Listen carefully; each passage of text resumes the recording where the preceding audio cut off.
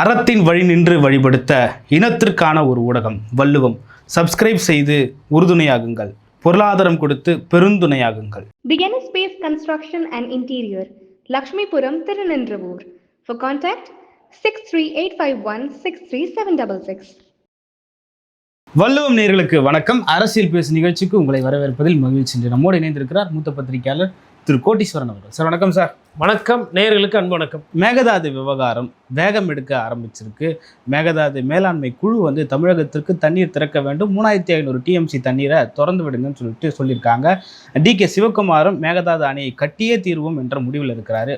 முதல்வர் விஜய் அவர்கள் கர்நாடகாவுக்கு செல்வதாக தகவல் மட்டுமே வெளியாகிருக்கு. எப்படி அணுகப் போகிறது தமிழ்நாடு அரசு மேகதாது விவகாரத்தில்? அதாவது தமிழ்நாடு அரசு இன்னும் கன்ஃபார்ம் பண்ணலை, பட் கர்நாடக அரசு அங்கே இருக்க பத்திரிகையாளர்கள் கன்ஃபார்ம் பண்ணிட்டாங்க. மதியம் லஞ்சு மீட் பண்ணுற மாதிரி முடிச்சுட்டு சைட்டு போய் பார்க்குறாங்க. இப்போ JV ஜாயிண்ட் வெஞ்சர்லாம் ப்ரொடியூஸ் பண்ணோன்னா இடம் ஓனர் பில்டர் இடத்த பார்ப்பாரு. இங்கே என்னென்னா பில்டர் அவரு, இவங்க கிளியர், அதாவது பிரச்சனை பண்ணக்கூடாதுல்ல, சரி கட்டிக்கிட்டோம் அப்படின்ற மாதிரி. அது மாதிரி கிட்டத்தட்ட அந்த மாதிரி அவங்க ப்ரொஜெக்ட் பண்ணிட்டு இருக்காங்க. எங்கள் கர்நாடகாவில் ஒன்றும் பிரச்சனை இல்லை. விஜய் சார் வர்றாரு, இப்போ காவேரி இடம்லாம் போய் காட்டிக்கிட்டோம், நிறைய இடம் காஞ்சி போய்க்குது மழை இல்லாமல். அதெல்லாம் பார்த்தோன்னா ஒரு கன்வின்ஸ் பண்ணிடலாம் ஈஸியாக, அதனால் அவர் வரட்டும் அப்படின்னு அந்த மைண்ட் செட்டில் இருக்காங்க. அவங்களுக்கு இன்ஃபேக்ட் ஹாப்பி தான் இதில். ஏன்னா குறைஞ்சபட்சம் 3500 கியூசெக்ஸ் தண்ணியை திறந்து விடணும்னு ஒரு ஆணை கூட அதை கூட பிறப்பிக்க முடியல. அதாவது தர வேண்டிய தண்ணி தரல. இப்போ காஞ்சி போது ஏதாவது ஒன்று கொடுப்பாங்க, தொண்டை தண்ணி குடிக்கிறதுக்காச்சும் பயன்படும் அப்படின்னா கூட அது கூட திறக்க மாட்டாங்க. கல்லஞ்சக்காரர்களாக இருக்காங்க அவங்க. ஆனால் தமிழக அரசு பார்த்திங்கன்னா ஒன்றும் பிரச்சனை போய் பேசி அந்த அப்படியே மெல்லமாக மயில் இறகுல வருடி கொடுத்து பேசி கீசி அதை வாங்கின்னு வருவன்ற மாதிரி சொல்கிறாங்க. ஒன்றும் தமிழக அரசனுடைய போக்கு என்பது மதிக்கத்தக்க வகையில் இல்லை. அந்த மேகதாது அணையில் தனியாக இன்னொரு அணை கட்டுறதுக்கு ஒரு சிறப்பு தீர்மானத்தில் இன்னொரு குட்டி அமெண்ட்மெண்ட் ஒரு பேராவை சேர்த்ததே தப்பு. எங்களுக்கு சட்ட விதிகள் படியோ இல்லை சபாநாயகர், அதாவது சட்டமன்றத்துக்குள்ளே நடக்கக்கூடிய அந்த விதிகளில் அதை வயலேஷன் இருக்குன்னு சொல்லி கோர்ட்டுக்கு போயிருக்கு அதிமுக. அது என்ன நடக்குதுன்றதை பார்க்கணும். பட் தமிழக அரசை பொறுத்தவரையிலும் போதிய அளவுக்கு சட்ட ரீதியாக தான் இதுக்கு தீர்வு. அது சட்டத்தை மீறியோ இல்லை பேச்சுவார்த்தையின் மீது அவங்க வாங்கிறது கூட இல்லை. இதில் ராகுல் காந்தி அவர்கள் எதுவும் உதவி பண்ணலை. அது பெரிய வருத்தமான ஒரு செய்தி. ஏன்னா தமிழ்நாடு எப்பயுமே ராகுல் காந்திக்கும் காங்கிரஸ் கட்சிக்கும் நிறைய ஓட்டுகளை தூக்கி போட்டிருக்கு. திமுக அது கூட்டணி இருந்தாங்க, அது ஒரு காரணமாக இருக்கலாம். அப்போது அவ்வளவும் செஞ்சும் கூட ராகுல் காந்தி இந்த மாதிரி நேரத்துலலாம் அமைதியாக தான் இருக்கிறாரு. 3ஆம் தேதி இவங்க போகிறாங்க. கர்நாடக அரசுக்கு சாதகமாக இருக்கும் அப்படின்னு இங்கே இருக்கிறவங்க நீங்கள் போகாதீங்கன்னு சொல்கிறாங்க, அதாவது எதிர்கட்சியில் இருக்கவங்க. அதையும் மீறி முதல்வர் போகிறாரு. என்ன செய்கிறாருன்னு பார்க்கணும், பார்த்துட்டு தான் நம்ம அதை சொல்ல முடியும். பட் ஓவராலாக பார்க்கும்போது பார்த்திங்கன்னா ஒரு சிக்கல், பெரிய சிக்கல் தமிழகத்துக்கு ஒரு பெரிய தலைவலி காத்துக்கிட்டு இருக்குது. ஓகே சார், காவேரி மேலாண்மை குழு போட்ட உத்தரவுக்கு எதிராக ஜனநாயகன் படை எங்கெங்கெல்லாம் போதோ அங்கே கன்னட அமைப்பினர் போயிட்டு போராட்டம் நடத்திட்டு வராங்க. இது எப்படி எடுத்துக்கலாம் சார்? சம்மந்தமே இல்லை. அவர் என்னைக்கு உங்களை பற்றி பேசினார்? அவர் எதனா ஒரு வாரத்தை கன்னடா பற்றி பேசியிருப்பாரா? இல்லை காவேரி திறந்து விட்டுங்கன்னா வாயை திறந்து கேட்டிருப்பாரா? தமிழ் தெரியலனா இங்கே இருக்கிறவங்களை கேட்டால் சொல்லியிருப்பாங்க. அப்பா அவரு இது மாதிரி ஒரு முதலமைச்சர் உங்களுக்கு கிடைக்கவே மாட்டார்ப்பா. தமிழகத்தில் இருந்த முதலமைச்சர்கள் யாருமே இவ்வளவு மௌனமாக இருந்தது கிடையாது. ஏங்க, அதாவது தேட்டரில் படம் ஓடுறதுல போய் போராட்டம் பண்ணி கூட கோவம் வரல பாருங்க. அங்கே தான் எங்கள் முதலமைச்சர், நம்ம முதலமைச்சரோட பெருந்தன்மையை பார்க்கணும். கோவமே வர சாந்த சொருபி. இதே படத்துக்கு ஒரு பிரச்சனைன்னு வச்சுக்கோங்களேன், இந்த ப்ரொடியூசர் பாவம். இது விவசாயி தானே, நிறைய பேர் இருக்கிறாங்க, லட்சக்கணக்கில் இருக்கிறாங்க. இந்த வாட்டி எல்லாம் நான் அத்தை வாட்டி போகம் பண்ணிக்கோங்க. என்ன இப்போவே இந்த ஜூன் தண்ணியை திறந்து உடனே ஜூலையில் நெல்லெல்லாம் வாங்கி போட்டு அது 120 நாள் பயிர் பண்ணி உடனே இந்த வாட்டியே தான் பண்ணோமா? 4 மாதம் கழிச்சு திருப்பி நெல் வளர்த்துக்கோங்க மழை வந்தவுடனே. அந்த மாதிரி தெளிவாக இருக்கிறார் முதல்வர். ஆனால் இப்படி தெளிவாக இருக்கிற ஒரு முதல்வரை போய் அப்படி அவர் படத்தில் போய் கோஷம் போடுறதெல்லாம் தப்பு. அவர் என்றைக்கு எதிர்த்து பேசினார்? ஒரு வார்த்தை எதனா பேசியிருப்பாரா? கர்நாடகாவை பற்றியும் இல்லை காவேரி திறந்து விடுங்க, எங்கள் உரிமையை நீங்கள் எப்படி பேசுவீங்க, 3500 கியூசெக்ஸ் தண்ணி வரணும் அப்படின்னு எதாவது கடிதமாச்சு ஏதுனாரா? அமைதியாக தானே இருக்கிறாரு. அப்படி அமைதியாக இருக்கிறவரோட அந்த படத்தை ஓடாமல் பண்ண எவ்வளோ பெரிய கல்லஞ்சக்காரர். அதாவது தண்ணியும் கொடுக்க மாட்டீங்க, எங்கள் முதலமைச்சர் படமும் ஓடும்போது பிரச்சனை பண்ணுவீங்க. என்ன தாங்க பண்ணுவீங்க? நீங்கள் என்ன பண்ணோம்? சரி தண்ணி தான் தரல, அட்லீஸ்ட் முதலமைச்சர் பாவம் இல்லை, அவர் படத்தையாச்சும் ஓடும்போது அமைதியாக இருக்கலாம்ல. அதுவே நிறைய இடத்துல ஓடாமல் சிக்கல் இருக்குது. அதனால் இதெல்லாம் வேணும்ட்டே பண்ணுறது. இது பண்ணியிருக்க கூடாது. ஓகே, முன்னாள் நீர்வளத்துறை அமைச்சராக இருந்த துரைமுருகன் அவர்கள் நிறைய கருத்துக்களை காவேரி தொடர்பாக இப்பவும் வச்சுக்கிட்டு வராரு. ஆனால் இன்னைக்கு நீர்வளத்துறை அமைச்சராக இருக்கிறது புசி ஆனந்த் காவேரி சிக்கல் குறித்து இதுவரை வாய் திறந்து பெருசாக எதுவுமே பேசுனதா தெரியல. எதுக்கு பேசணும்? முதலமைச்சர் ஆஃப் ஆகுறாரு, அமைதியாக இருக்கிறாரு, அப்புறம் ஏன் இவர் எதுக்கு பேசணும்? தலைவர் வழியே தொண்டர வழி. சரி, கலைஞர் காவேரின்ற வார்த்தை கூட அவர் வாயிலிருந்து வரல. கலைஞர் வந்துட்டு ஒரு நாளும் வந்து காவேரி பிரச்சனையில் பேசாமல் மடைமாற்றம் பண்ணுறது, பத்திரிகைகளை பார்த்து பயந்து வர்றது அதெல்லாம் கிடையாது. எந்த கேள்வி கேட்டாலும் காவேரி சம்பந்தம் கேள்வி கேட்டால் பதில் சொல்லுவார். அதனால் அவரோட தலைவர் கருணாநிதி அப்படி பேசினார். அவரோட கட்சியில் இருந்த மூத்த முன்னோடி துரைமுருகன் தலைவர் வழியோ தொண்டர வழி. இங்கே தாவேக்கா பொறுத்தவரை அமைதியாக இருப்போம், ஒன்றும் பிரச்சனை இல்லை, பேசி வாங்கிக்கலாம். இப்போ அவசரத்துக்கு வேணால் இப்போதைக்கு பெட் பாட்டிலில் தண்ணி வாங்கி குடிங்க. அவசரத்துக்கு விவசாயம்லாம் அந்த போய் பேசிக்கிச்சு அதெல்லாம் மழை கிழ 2 நாள் நல்லா பெய்யுதான்னு வேண்டிக்குவோம். வேண்டிச்சுன்னா அட்லீஸ்ட் அந்த 3500 கியூசெக்கு தண்ணியை கொடுத்துட்டாச்சு, வேறு எதனா பண்ண முடியுதா பார்ப்போம். அதனால் தெளிவாக இருக்கிறாங்க. அப்போது இதுதான் அரசியல் தன்மை என்பது. தலைவர் வழியோ அதேமாதிரி. அதனால் முதல்வர் எதுவும் பெருசாக பேசுறதில்ல. முதல்வரே பேசாத பொழுது ஐயா புசி ஆனந்த் எதுக்கு எடுத்து கம்பு சுற்றணும்? அவரும் அமைதியாக இருப்பார். மாஸ்டர் வந்து இப்படி பொசிஷனில் இருக்கிறாருன்னா தொண்டர் என்ன பண்ணுவார்? இல்லை அவருக்கு கீழே இருக்கிற மாஸ்டர் என்ன பண்ணுவார்? அவரும் இப்படி தான் இருப்பார். பொசிஷன் மாற்றக்கூடாது. இது வந்து அமைதியான போஸ்ட். இந்த போஸ்ட்டில் இருக்கும்போது அமைதியாக தான் இருக்கணும். 3ஆம் தேதிக்கு மேலே நாங்கள் என்ன பண்ணுறதுன்றதை பார்ப்போம். அது வரலாம் டிஃபென்ஸ் மெக்கானிசம் தான் இன் பிளேஸ். நீங்கள் வந்து எதுக்கு அவர் பாவம் புசி ஆனந்த் சாரை பிரச்சனை ஈர்த்து விட்றீங்க? துரைமுருகன் பேசுகிறதுனா அவர் பேசுவாருங்க. அவருக்கு காவேரி ஆரங்கி எங்கே இருக்குது தெரியும், தலைக்காரி மேலே எங்கே உற்பத்தி ஆகுதுன்னு தெரியும், கொடுகோட ஃப்ளோ தெரியும். அதுக்கு கீழே வந்து நமக்கு வந்து ஒகேனக்கலுக்கு முன்னாடி என்ன வருது, மேட்டூர் கணக்கு என்ன எல்லாம் தெரியும். அவருக்கு சப்ஜெக்ட் தெரியும், கேஆர்எஸை பற்றி ஃபுல்லாக தெரியும். அவர் பேசுகிறாருன்னா அதுக்கு அதை வேறு. கலைஞருக்கும் தெரியும், அவருக்கும் தெரியும். இல்லை அதிமுகவில் ஆர்பி உதயகுமார் பேசுகிறாரு, இல்லை அதிமுகவில் எடப்பாடி பழனிசாமி பேசுகிறாருன்னா எடப்பாடி பழனிசாமிக்கு விவசாயத்தை பற்றி ஃபுல்லாக தெரியும். கர்நாடகத்தில் தண்ணி தரகலைன்னா எந்தெந்த மாவட்டத்தில் என்னென்ன பாதிப்பு வரும், திருச்சி முக்கம்புல என்ன வரணும், கல்லணையிலேருந்து நாகப்பட்டினம் வரலாம் எப்படி போனோம், எது ஏ கனால் பி கனால் தெரியும், ஈரோட்டில் இருக்கிற ஒவ்வொரு கண்மாய் எல்லாமே தெரியும், சேலத்தில் எங்கே தண்ணி போகுது, எங்கே வரும் எங்கே வராது, மேடு எது பண்ணலாம் எது எல்லாம் எடப்பாடி பழனிசாமிக்கு தெரியும். அதை தாண்டி அம்மையார் ஜெயலலிதாவுக்கு காவேரி தெரியுதோ தெரியும், அதை எப்படி வாங்குறதுன்றது தெரியும், தைரியமாக போராட தெரியும். அப்போ திமுகவுக்கும் சரி அதிமுகவுக்கும் சரி சப்ஜெக்ட் தெரியும், பேசுகிறாங்க. இவங்க புதுசு 2 months தான் ஆகுது நாங்கள் ஆட்சிக்கு வந்து. இன்னும் ஒரு 2 years கொடுத்தீங்கன்னா ப்ரிப்பேர் பண்ணிட்டு பயங்கரமாக பேசுவோம்.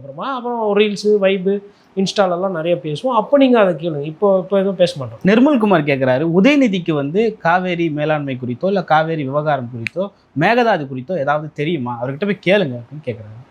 சரி, இப்போ அவருக்கு தெரியுமா தெரியலன்றது தான் பிரச்சனையா? தண்ணி வரல, அதுக்கு பதில் என்ன? சரி, அவருக்கு தெரியுது தெரியல, அவர் எதிர்கட்சி தெரியல, முதலமைச்சருக்கு தெரியுமா? அன்னைக்கு எழுந்து நின்று பேசும்போது பேசாமல் இருந்தது யார்? படித்தது யார்?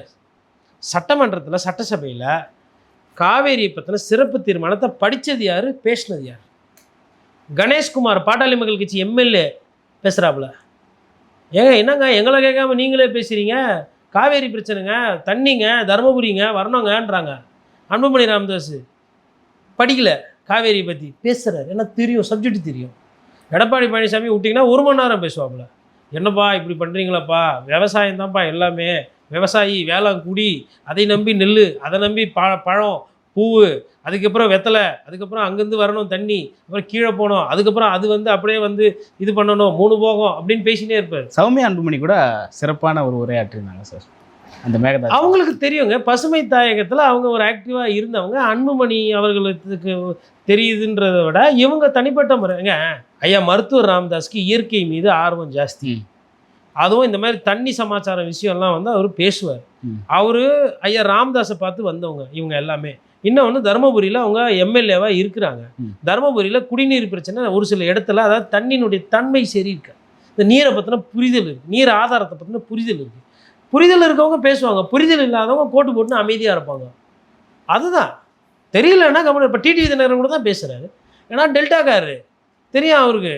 கந்தர்வக்கோட்டை புதுக்கோட்டையில் என்ன பிரச்சனை வருதுன்னு தெரியும், தஞ்சாவூர் பாபநாசத்தில் என்ன பிரச்சனைன்னு தெரியும், ஒரத்தநாடு, அதுக்கப்புறம் கீழ்வேலூர், திருத்துறைப்பூண்டி, திருவாரூர், அந்த சைடு வந்து நாகப்பட்டினம், சீர்காழி, சிதம்பரம், கடலூர், மாயவரம், மயிலாடுதுறை தெரியும். எது எப்படி போகுதுன்னு டிடிவி தினகரனை கேட்டால் சொல்லுவார். தெரியாதவர்கிட்ட போயிட்டு நீங்கள் பேசணும்னா எப்படி பேசுவோம்? வைப்பு பண்ணுவோம், ரீல்ஸ் போடுவோம், கொஞ்ச நாள் போயிட்டு வந்துட்டு இப்போ அங்கே ஏரியல் ஷாட்லாம் எடுப்போம், அப்படி ஏரியை பார்க்குற மாதிரி, அப்புறம் அப்படி காவேரி அப்படி சோகமாக பார்க்குற மாதிரி. அதுக்கப்புறம் எதனா பிளான் இருக்கும். அதெல்லாம் வரும். அதை பார்த்து அதை போட்டு வைப்பு பண்ணிக்கோங்க. ஒரு 30 லட்சம் பேர் பார்க்கட்டும். இன்று வரை வந்து உறுதி செய்யப்படல முதல்வர் கர்நாடகாவுக்கு போறாரா என்று பள்ளிக்கல்வித்துறை அமைச்சர் ராஜ்மோகன் கூட அதை உறுதி செய்யல. முதல்வர்கிட்ட இருந்து அறிக்கை வரும், முதல் அலுவலகத்திலிருந்து அறிக்கை வரும்னு சொல்றாங்க. அதாவது என்னன்னா, விஜய் சாரை பொறுத்தவரையிலும் லாஸ்ட் மினிட்ல கூட கேன்சல் பண்ணுவார். சதீஷனோட நிகழ்ச்சியில் வந்து கலந்துக்கிறாரா இல்லையா அப்படின்னு ஒரு சில பேசுபொருள் வச்சு அவர் இங்கே வருவாரா போவாரான்ற மாதிரி இருந்தது. அப்புறம் அது மாதிரி தான் வந்தது. அதே மாதிரி பிஜேபியில் ஒரு சிலர் அவர் தேர்தலுக்கு முன்னாடி கூட்டணி விஷயம் பேசுவார் கொள்வார் அப்படி இப்படின்னாங்க. அப்புறம் பவன் கல்யாண் தொடர்பில் இருக்கிறாரு, பேசுவாரா போவாரான்னு பேசப்பட்டது. அப்புறம் அதிமுகவோட அவர் பேசுனது உண்மைதான், வருவாரா போவாரான்னு உறுதிப்படாமல் அப்படி பண்ணார். நாம் தமிழர் கட்சி அண்ணன் சீமான் கிட்ட அவர் பேசினது உண்மைதான். சீமான் அவர்கள்கிட்ட ஒரு சில விஷயங்கள் ஃபோனில் பேசி ஐடியாலாம் கேட்டது, இப்படி இருக்கணும் அப்படி இருக்கணும் அதெல்லாம் பேசினது உண்மைதான். ஆனால் அவர் தரப்புலேருந்து எதுவுமே சொல்ல மாட்டார். அவருக்கு ஒரு விஷயம் தேவை, அதனால் அது நடக்கும், அதனால் ஆதாயம் இருக்குன்னா அதை அவர் எக்ஸிக்யூட் பண்ணுவார். இல்லைனா இப்போ எவ்வளோ பேர் அசிஸ்டன்ட் டைரக்டர் வந்து கதை சொல்லியிருப்பாங்க, எல்லா படத்துலையுமே அவர் நடிச்சார். இல்லை எவ்வளோ டைரக்டர் வந்து கதை சொல்லியிருப்பாங்க, எல்லா படத்துலையுமே அவர் கமிட் ஆனார். அவருக்கு பகவந்த் கேசரி மாதிரி எந்த படம் பிடிக்குதோ அது டப்பிங்கு. இப்போது அது ஒக்குடு அது வந்து மொழியாக்கம் பண்ணி டிரான்ஸ்லேஷன் பண்ணப்போ வந்தது. அந்த மாதிரி படம் தான் அவர் பண்ணுவார்.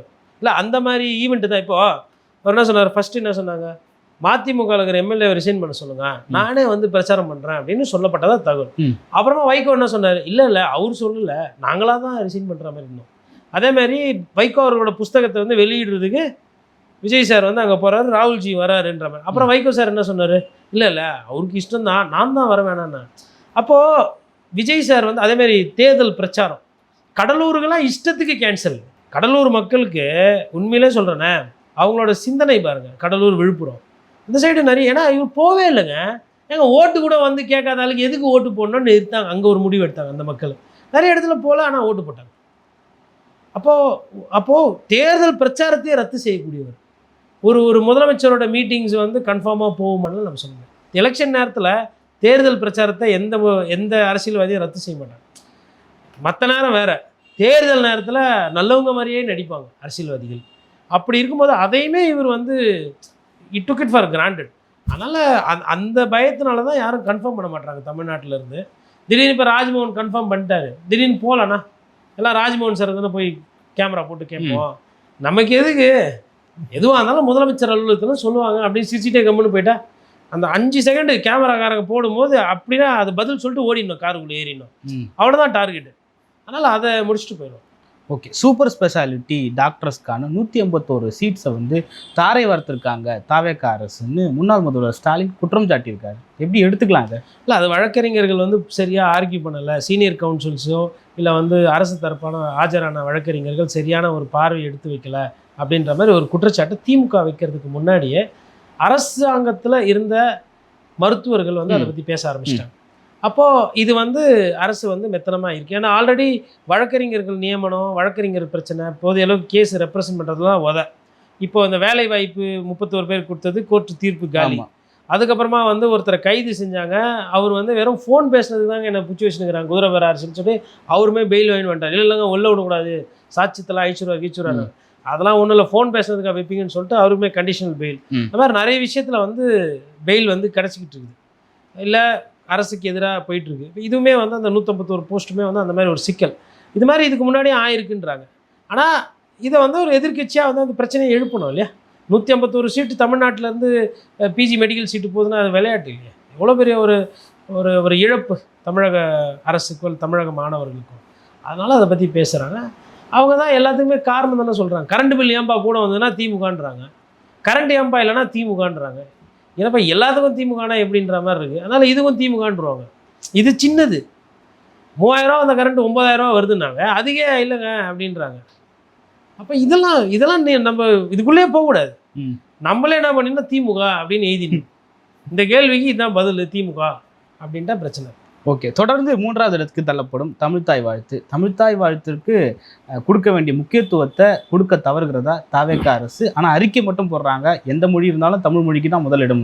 அறிக்கையும் போடலைன்னா அப்புறம் என்ன தான் சொல்கிறது?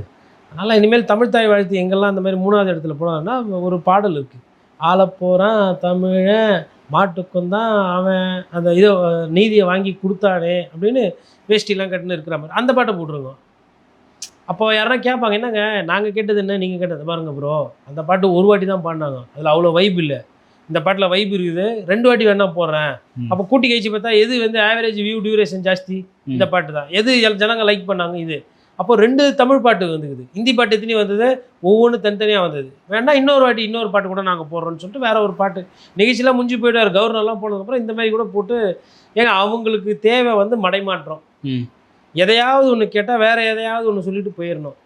அதனால் இதெல்லாம் வந்து தாவேக்கா அரசிடம் இந்த மாதிரி விஷயங்கள், மாநில சுயாட்சி மாதிரி விஷயங்கள் எதிர்பார்க்கறது வந்து நீர்த்து போகிறது. அவங்களுக்கே அதில் இஷ்டம் இல்லை, அவங்களுக்கு அதை செய்யணுன்ற எண்ணம் இல்லை. கவர்னர் அதை பார்த்து கேள்வி கேட்கணும், பாட முடியாது உன்னால் என்ன பண்ண முடியுமோ படிக்க போ அப்படின்னு சொல்கிற அந்த எண்ணமே இல்லையே, இந்த தைரியம் இல்லை, இந்த எண்ணம் இல்லை, அரசியல் பண்ணணுன்ற எண்ணம் இல்லை. மத்திய அரசை எதிர்த்து அவங்கள போயிட்டு நம்ம திருப்பி தமிழ் தாய் வாழ்த்து 3வது பேசினா 3வதுல தேவைப்பட்டால் நாளைக்கு இன்னொரு தீர்மானம் போட்டு இந்த பாட்டு சமஸ்கிருத பாட்டு இதை வந்து 2வதாக பாடுங்க, அப்புறமா ஜனகணமனம் வந்து அது ரவீந்திரநாத் தாகூர் அது 3வது போட்டுக்கோங்க, தமிழ் தாய் வாழ்த்து 4வது போட்டுங்க. நாளைக்கு ஒரு பாராளுமன்றத்தில் ஒரு சட்டம் போட்டாங்கன்னா அந்த சட்டத்தையும் இவங்க ஏற்றுக்குருவாங்க. அப்படியே கொஞ்சம் கொஞ்சமாக பாடவே கூடாதுன்னா கூட அவங்க ஏற்றுக்குருவாங்க. அவங்களுக்கு அதை பற்றி ஒன்றும், நமக்கு ஜனங்க ஓட்டு போடுறாங்க, நம்ம எதுக்கு மற்றதை பற்றி கவலைப்படணும்? ஜனங்க ஓட்டு போடும்போது நீங்கள் எதுக்கு மற்றதை பற்றி கவலைப்படணும்? ஓகே சார், விசிகாவினுடைய முதன்மை செயலாளர் ஷானவாஸ் அவர்கள் தொடர்ந்து தொலைக்காட்சிகளில் பேட்டி கொடுத்துட்டு வராரு. இந்த பேட்டிகளில் பாஜக மறைமுகமாக தமிழ்நாட்டை ஆண்டு கொண்டு இருக்குதுன்ற மாதிரியான ஒரு கருத்துக்களை சொல்லிக்கிட்டு வர்றாரு. அந்த கருத்து எப்படி பார்க்கலாம்? கூட்டணியில் இருந்துக்கிட்டே இந்த கருத்து வெளியே வருகிறதா? அது கருத்தா, குற்றச்சாட்டா, இல்லை அது நிதர்சனமான உண்மையா அப்படின்றத தாண்டி அவர் எழுப்பக்கூடிய கேள்விகள் நியாயமான கேள்விகள். அது விசிகாலேருந்து கூட்டணியிலேருந்து எழுப்புறது தான் அவங்களுக்கு ஒரு முக சலிப்புத்தன்மையை ஏற்படுத்துது. அது கண்டிப்பாக வந்து தாவேக்காவுக்கு ஒரு நெருக்கடி தான். ஏன்னா தமிழ் தாய் விவகாரத்தில் அவர் நியாயமான கேள்விகள்லாம் கேட்குறாரு. தாவேக்கா தரப்பில் பதில் இல்லை, பதில் சொல்ல போகிறதும் கிடையாது. இப்போது 2 பேரும் இப்படி பேசிடுவாங்க. இப்போ ஐயா வன்னியரசுக்கிட்ட இதே கேள்வி கேட்டிங்கன்னா அது கட்சியோட நிலைப்பாடு இல்லை, கட்சியோட நிலைப்பாடு நான் அமைச்சராக இருக்கிறேன், எங்கள் தலைவர் சொன்னாரா அப்படின்னு சொல்லி மடைமாட்டம் பண்ணுறேன். இது ஒரு ஜனநாயகன் படத்தில் மார்க்சிய கருத்துக்கள், பெரியாரிய கருத்துக்கள் இருக்குன்னு சொல்கிறார் சார் வன்னியரசு. அதான் ஆளூர் ஷானவாஸ் தமிழ் இனம், தமிழ் தேசியம், தமிழ் உணர்வு பேசும்போது நாங்கள் மார்க்சியம் பெரியாரை வச்சு அதை மங்கடிச்சிட்டோம்ல, முடிஞ்சு போச்சுல்ல. மார்க்சியம் பெரியார் பெருசா இல்லை தமிழ் பாட்டு அது பெருசா? இதுதான் பெருசு, நாங்கள் தான் ஆட்சியில் இருக்கிறோம், நாங்கள் தான் வின்னு. வேணா அண்ணன் எழுச்சி தமிழர் திருமாக்கிட்டே சொல்லி அண்ணன் பேலன்ஸ் ஆகுது, நான் ஒன்று பேசினா இவர் ஆளூர் ஷானவாஸ் வேறு மாதிரி பேசுகிறாப்புல, நீங்களும் ஒரு கருத்து சொல்லுங்கண்ணே அப்படின்னா இதுதான் கருத்து, இதுதான் உண்மை அப்படின்னாங்க. அப்புறம் சபாநாயகரை பார்ப்பாங்க, ஆமாம்மா அந்த படத்தில் நிறைய கருத்துக்கள் இருக்குது, அதை பார்த்தா மூளைக்கு சுறுசுறுப்பு ஏற்படுத்தும் அப்படின்ற மாதிரி ஒரு கருத்து சொல்கிறாங்க. இப்போ கருத்தில் யார் ஜெயித்தோம்? நாங்கள் தானே ஜெயித்தோம். இப்போ நீங்கள்லாம் இந்த மாதிரி எதிர்கருத்துலாம் சொல்கிறவங்க அப்படி சொல்லிட்டு போங்க. ஆனால் ஒரு 10 நாள் பேசுவீங்களா இன்னும்? அதுக்கப்புறம் அதை மறந்துடுவாங்க. நான் தான் சொன்னேன் ஞாபக சக்தி பெரிய பிரச்சனைன்னு, அதனால் அதே மறந்துட்டு போயிடும். அப்புறம் ஆளூர் ஷானவாஸ் பார்ப்பார், யாருன்னா ஒருத்தர் திடீர்னு புதுசாக அரசியலுக்கு வந்து நாளைக்கு ஷானவாஸை பார்த்து எப்படின்னா ஒரு 5 வருஷம் 10 வருஷம் தமிழ் தாய் வாழ்த்து பேசினப்போ நீங்களாம் என்ன பண்ணீங்க, விசிகா அன்றைக்கி பேசிச்சா அப்படின்வாங்க. அவர்கிட்டயே அவர் தலையிலேயே ஆச்சுங்கன்னு. நானும் விசிகாவில் தான் இருந்தேன், நான் பேசினேன், என் குரல் எடுபடல, அதை விட எங்கள் அண்ணன் குரல் எடுபட்டுது, அதை விட என்னோட இன்னொரு அண்ணன் அமைச்சராக இருந்தார், அவர் குரல் எடுபட்டுனா அவர் தலையில் வச்சுன்னு போவார். இதெல்லாம் நடக்கும். இதுதான் கால குடும்பன்றது. இப்போ என்னிடம் நிறைய பேர் கீழே கமெண்ட்ஸ் பண்ணுவாங்க, திமுக ஊழல் செய்த போது நீ என்ன பண்ணி கொண்டிருந்தார்? நான் உட்காந்து கோலி ஆடிந்தேன்னா போட முடியும்?